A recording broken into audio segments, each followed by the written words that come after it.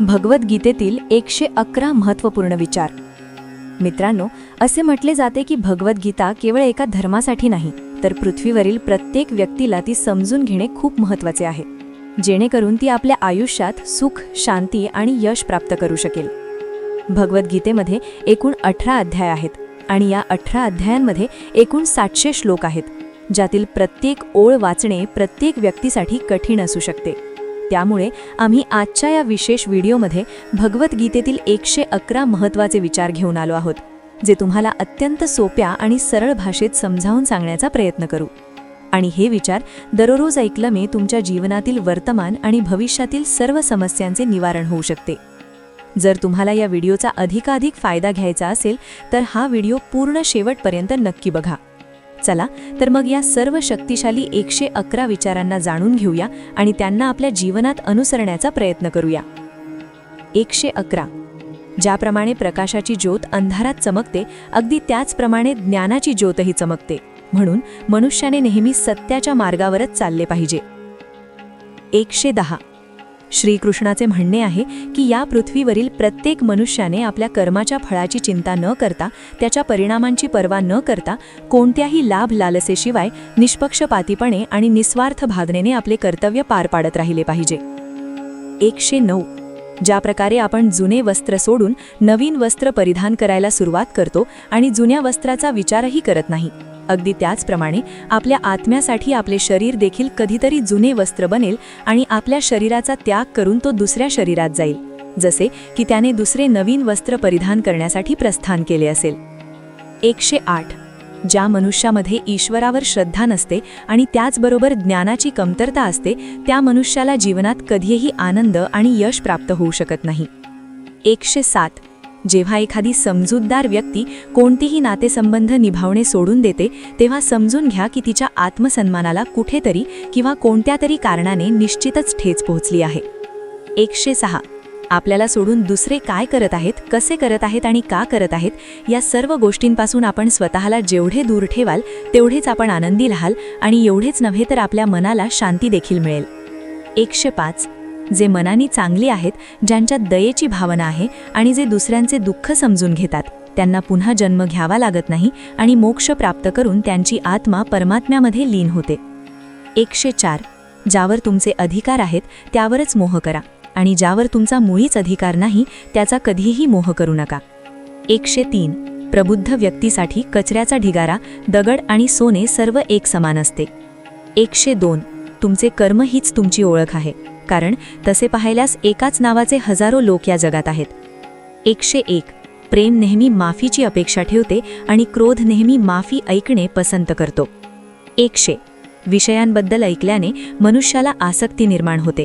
या आसक्तीमुळे त्यांच्यात कामना करण्याची इच्छा निर्माण होते आणि कामनांमध्ये अडथळे आल्यास क्रोध उत्पन्न होतो.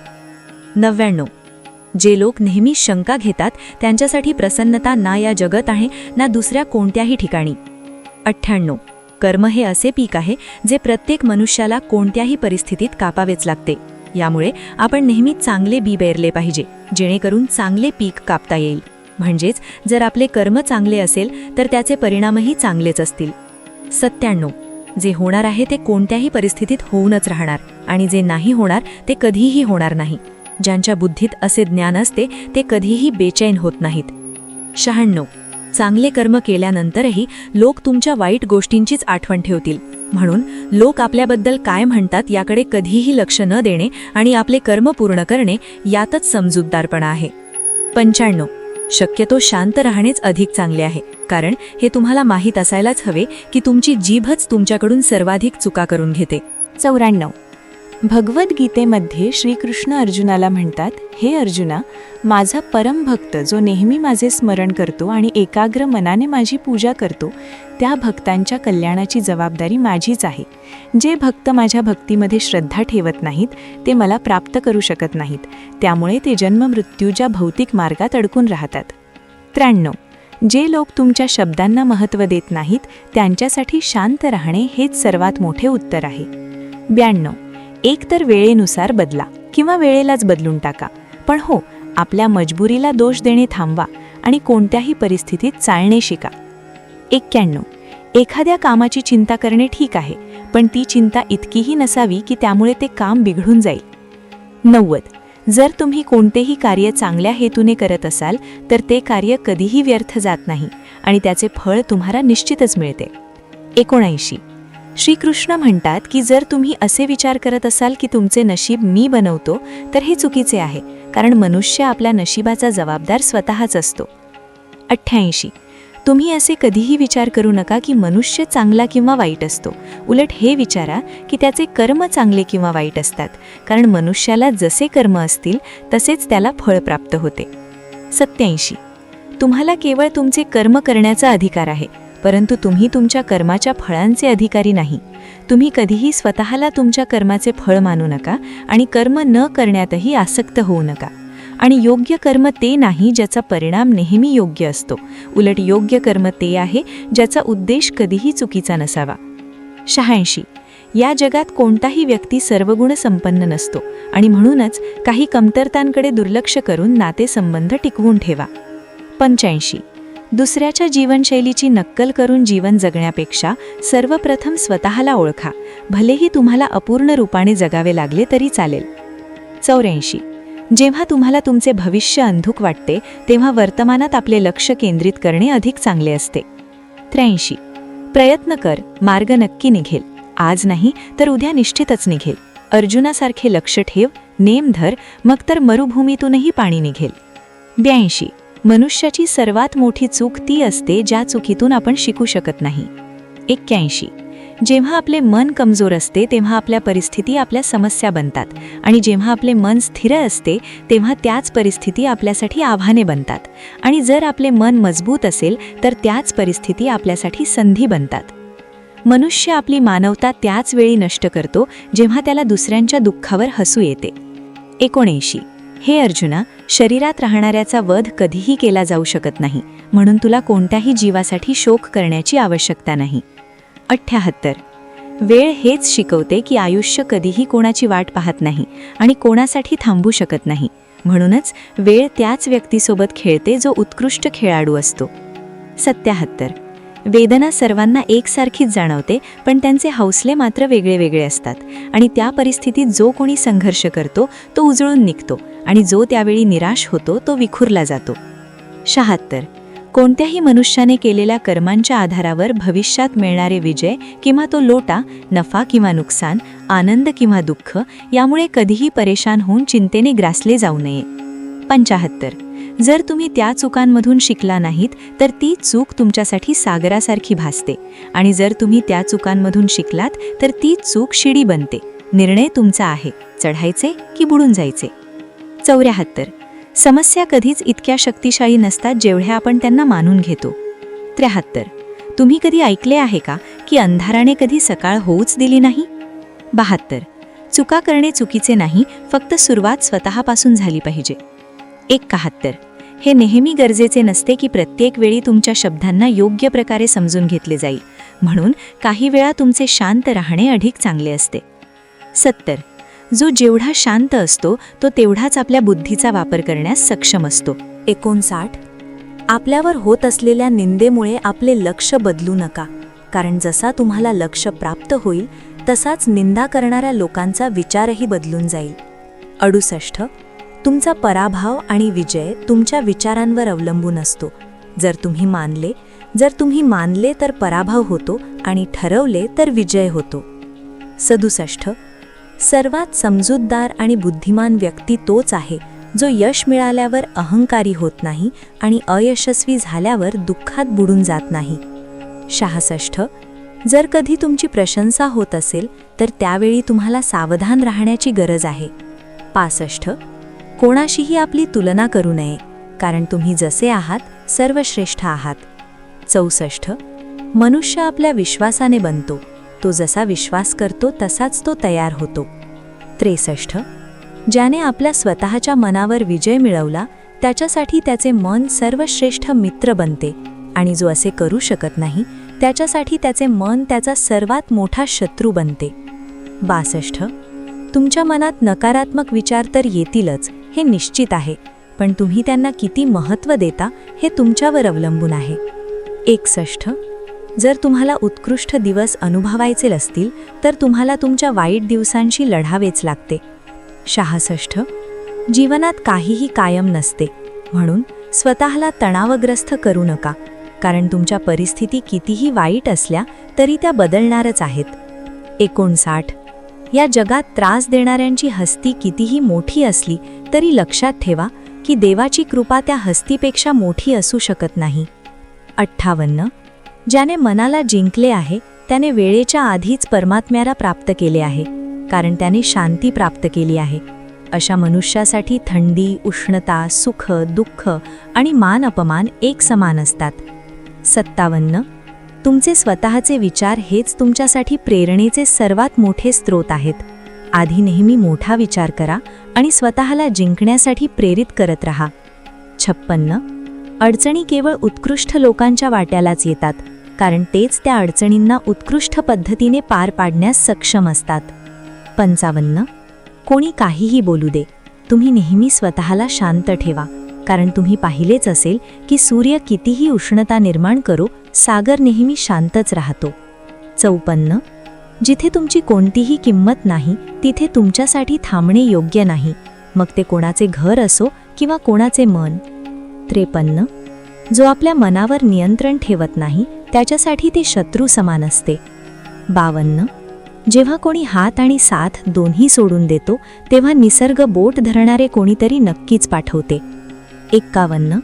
हे अर्जुना, व्यक्ती जे काही बनू इच्छितो ते बनू शकतो जर तो सतत त्या लक्ष्यावर आपले लक्ष केंद्रित करत असेल तर. 50. जगाच्या दृष्टीने जिंकणारा खरं तर जिंकणारा नसतो, विजेता तो असतो ज्याला हे माहीत असते की कोणत्या नात्यासमोर कधी आणि कुठे हरायचे आहे. 49. जे लोक आपली बुद्धी गमावून भावनांमध्ये हरवून जातात त्यांना कोणीही सहजपणे मूर्ख बनवू शकतो. 48.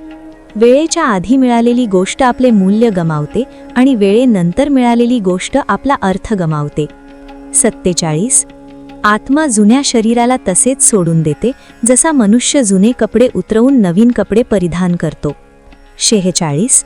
ज्याप्रमाणे पाण्यात तरंगणाऱ्या नावेला वादळ तिच्या योग्य लक्ष्यापासून दूर घेऊन जाते, अगदी त्याचप्रमाणे इंद्रिय सुखही मनुष्याला त्याच्या मार्गापासून दूर घेऊन जाते. 45. तुमचा विश्वास एका पर्वतालाही हलवू शकतो, पण तुमचा संशय एका नवीन समस्यारूपी पर्वताची निर्मिती करू शकतो.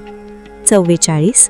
स्वतःवर विश्वास असणे अत्यंत आवश्यक आहे, कारण आपल्याला आपल्या मार्गावर स्वतःच चालायचे आहे. 43. वेळ कधीही एकसारखी नसते, त्यांनाही रडावे लागते जे विनाकारण दुसऱ्यांना रडवतात. 42. आपल्या इच्छाशक्तीच्या माध्यमातून स्वतःला एक नवीन रूप प्रदान करा. स्वतःला कधीही आपल्या आत्म्याच्या इच्छेसाठी अपमानित करू नका, कारण इच्छा स्वतःचा मित्रही असते आणि इच्छाच स्वतःचा शत्रूही असते. 41. आपल्या दुःखांसाठी जगाला दोष देऊ नका, आपल्या मनालाच परिवर्तित करा, तेव्हाच तुमच्या दुःखांचा अंत होईल. 40.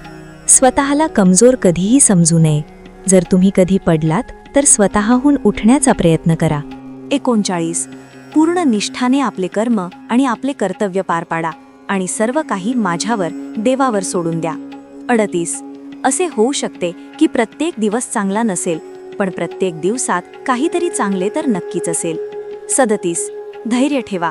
कधीकधी तुम्हाला जीवनात सर्वोत्तम मिळवण्यासाठी तुमच्या जीवनातील सर्वात मोठ्या वाईट दिवसांमधून जावेच लागते.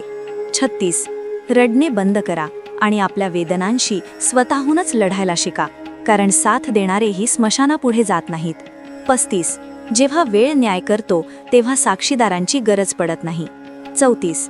एक भेट तेव्हाच खरी आणि पवित्र असते जेव्हा ती हृदय आणि चांगल्या मनाने योग्य व्यक्तीला आणि योग्य वेळी दिली जाते, आणि ती भेट घेणाऱ्या व्यक्तीला त्या भेटीबद्दल काही मिळण्याची कोणतीही अपेक्षा नसते. 33.